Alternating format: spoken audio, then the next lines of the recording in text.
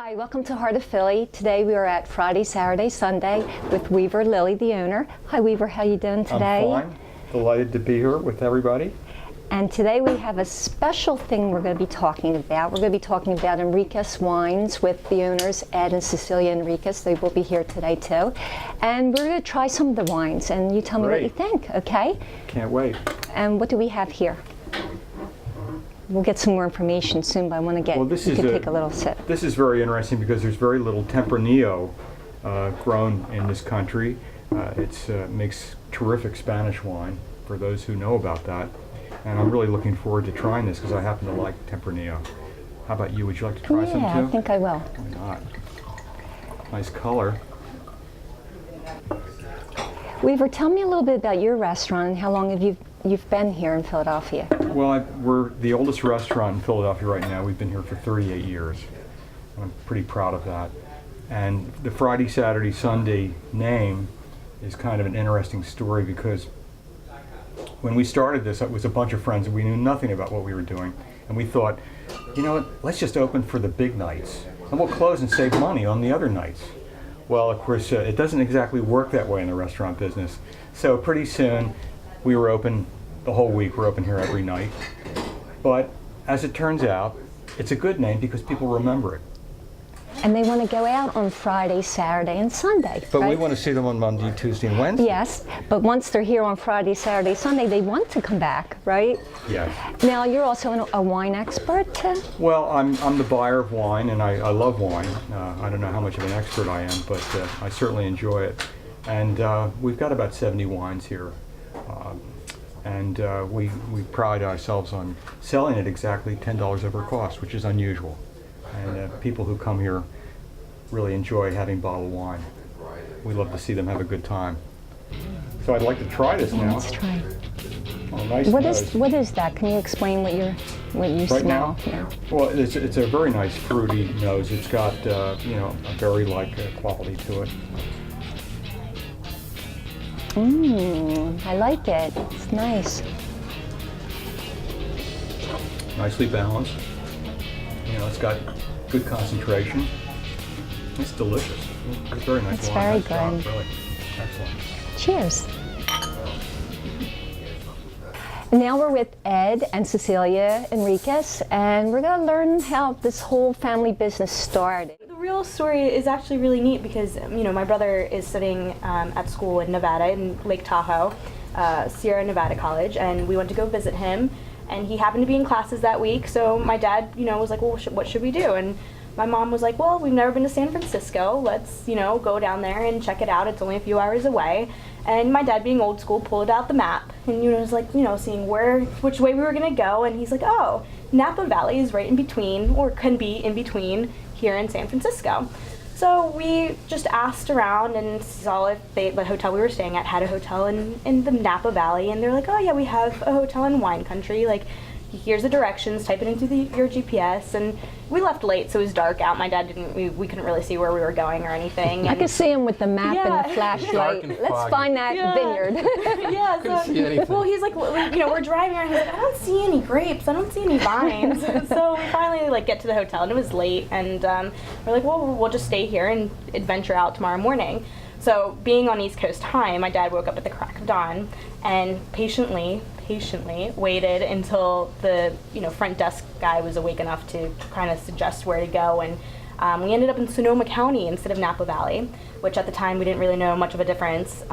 We just knew that there was grapes and vines there, and decided to do a tour there, and you know, went to some really nice wineries. And one of the places, actually, who's a friend of ours now, was a real estate license. He had just gotten his real estate license, and my dad, being my father, you know, was like, oh, what are the property values, you know, do you have any that you are looking, you know, that are worth it looking at? And he turns around and says, you want to buy a winery? Yeah. I said, sure. Sure. And so my dad, you know, we were supposed to go to San Francisco the next day, but you know, our friend was like, well, if you're not doing it tomorrow morning, we can show you the property. And we're like, okay, well, we'll just push it back another day. And ended up going to see the property the next day, and then met with the seller, tried the wine. It was a working vineyard, so we were able to taste wine that was already produced from that vineyard, and absolutely just fell in love with the property, fell in love with the wine. And we never made it to San Francisco, that trip. I wonder why. Yeah, we ended up staying there, and one thing led to another, and I just recently moved out there about 5-6 months ago, and fully taking it over and starting everything. And like my father said, we have currently 4 wines, and looking to bottle some more in the next month or two.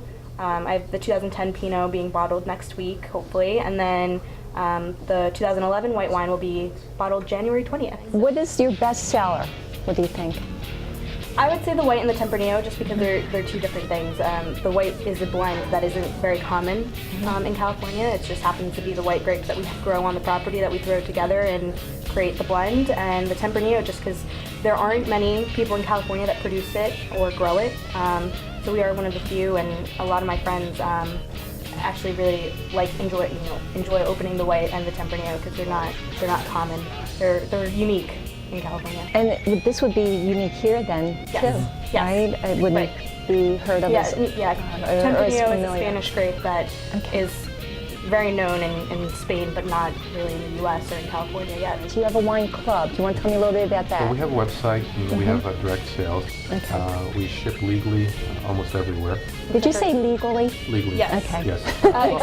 Except for like Utah Sure. and certain other states. The other way is you get on the website, which is enriquezestatewines.com. No, it's enriquezwines.com. I shortened it, so it wouldn't. did you? Yeah. Okay. She forgot to tell you. Well, that's the thing. She's there, and she's on site, and she makes these decisions. That's and good. That's what she's supposed to be doing. She wears many hats over there. She gets up really early. She goes to the vineyard, steps out the back door and is at the vineyard. Then she has to go to Healdsburg or to Napa or some other places to look at corks, to look at foils, The the labels. You want to tell them the story about the labels? No, you can tell them the story. The label took us about a year to design. We had little focus groups at home. Friends of mine who just said, you want to try some wine and look at some labels? And I was like, oh, do we have to?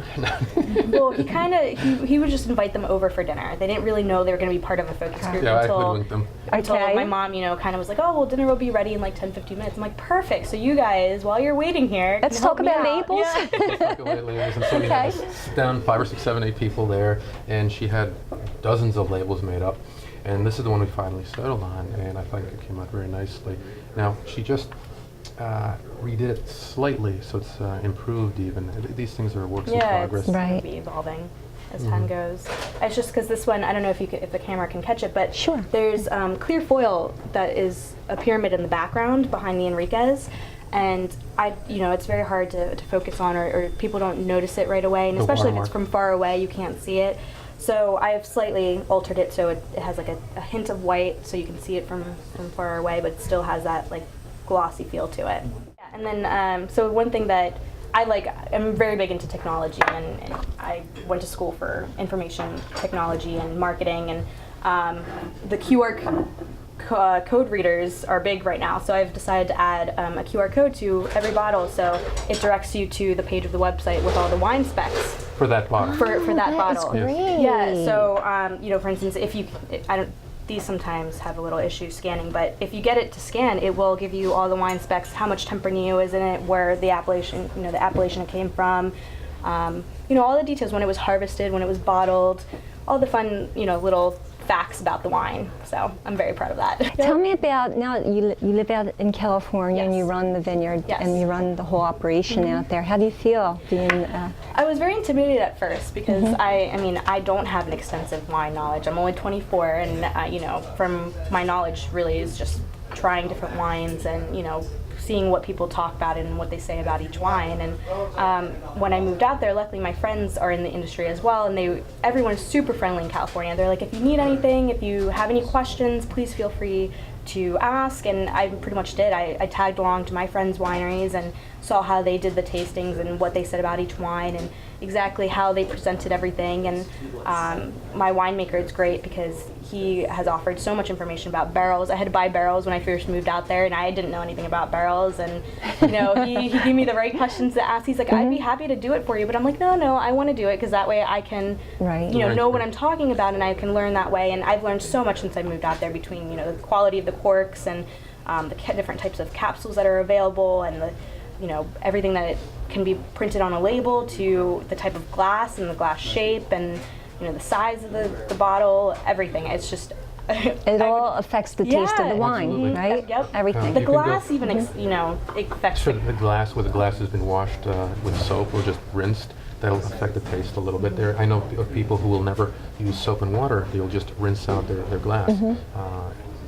They'll never wash it with soap and water, so it doesn't have that soapy taste to it.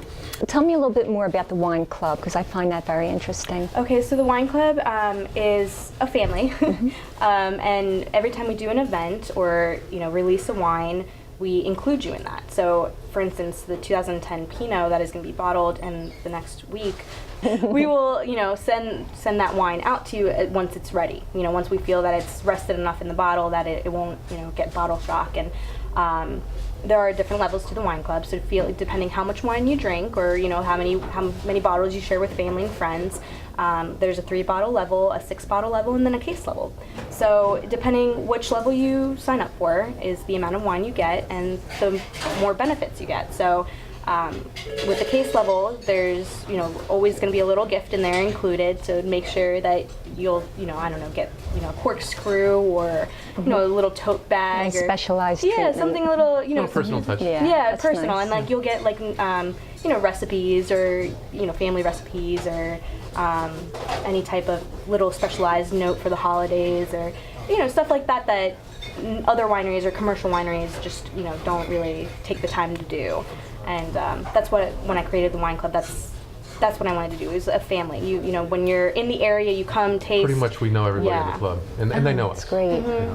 We're out there on the website or in person. They can come and talk to us. And so when they're having dinner with a glass or a bottle, and they sit down and say, "Oh, I was just talking to Ed Enriquez the other day," and that gives them a really neat Sense of extra feeling, something yeah. during the meal. So to join the wine club, just go to your website. Yes. You Okay, commit you can to, join that way. Okay. a year's worth of issues, but you don't have to be a wine club member to purchase the wine. You can Right. say, send me half a case of this, send me half a case of that, and we'll ship it out to you. Or you can say, give me I'll be the case a member, and then every time a bottle is released, Ceci will ship out a case of wine to you and just charge it to your credit card. Yeah, so and there's between 4 and 5 releases a year, depending how many wines we release or what's available, depending on harvest. It really matters what you get out of the property and how many wines we'll be able to do. So And there's an Yeah. advantage of being a wine club member because we don't have a whole lot of wine to sell. You get first priority. So if we only make 100 cases of this wine and there's 120 cases demand for it, well, the other 20 people aren't going to get any. So yeah. So I mean, that's a good jump thing, in bad thing. quick. Hey, now the party's really getting started. know. We have Weaver on board too. Hi, Weaver. You're joining the party here. Can't wait to try some of these white wines. Okay. And also the Pinot Noir too. Let's try the white one here. Yes. Got real foil on here. Wow. Yeah, that's nice. Well, we go high end. We didn't talk about the corks of the bottles or anything yet. It's all high quality. Maybe you don't know. Corks, you can get a cork as little as 8 cents a quart, and you can go up to about $2.50. We are not $2.50. We're not there yet. We need to make some money first. Well, no, but we do go nearly as high end as you can on a quart. So you'll notice that it's a little warm. I decided to do that because that way you can get the real feel and all the fruits come out. Whereas if it's chilled, it usually just covers up all the flaws. So we don't really have any flaws in our white wine, so I wanted to make sure that you can taste it. So it's mostly Sauvignon Blanc? Yes, it's mostly Sauvignon Blanc, and there's the Muscat and the Chardonnay. Yeah, I can smell the Muscat. Muscat's got that really wonderful, spicy fragrance. Kind of neat. Yeah, that's nice. Very nice. Well, at room temp, it tastes a little sweeter than it probably is. Yeah, right. Very nice. I think I like it better that way. Yeah? I like it tastes all the flavors. Even like on the tip of my tongue, I'm tasting. That's anything about wine. It's what you like best. That's what counts. So everyone, salute to Enriquez Wines. Let's get them all together. Ting ting to Enriquez Wines. Cheers. Cheers.